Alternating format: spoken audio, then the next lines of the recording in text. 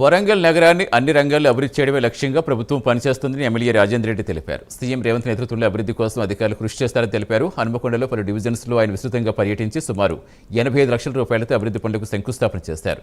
ఎన్నికల సమయంలో ఇచ్చిన హామీల వరకు ప్రతి డివిజన్ అభివృద్ధి చేస్తామని తెలిపారు. అభివృద్ధి పనులు సాఫీగా జరిగేందుకు ప్రజలు సహకరించాలని కోరారు.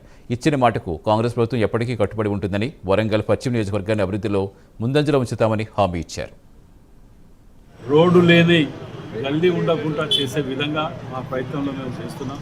అందులో సుమారు 80% సక్సెస్ కాగలిగినాం.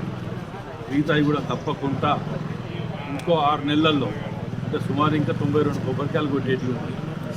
మాకు అసెంబ్లీ కానీ ఇవి ఉండటం వలన కొంచెం లేట్ అవుతున్నది. తప్పకుండా అవి కూడా అన్నీ కంప్లీట్ చేసి వరంగల్ వెస్ట్ నియోజకవర్గం ఆదర్శంగా ఉండే విధంగా తీర్చిదిద్దాలి, రూపురేఖలు మార్చాలి అనే ఒక తాపత్రయంతో మేము ముందుకెళ్తున్నాం.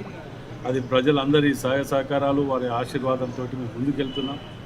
భగవంతుని దయ వలన ముఖ్యమంత్రి గారు కూడా మాకు కావాల్సిన నిధులు ఇవ్వటం, వీటన్నిటిని మేము ముందుకు తీసుకువెళ్తున్నాం. అంతే.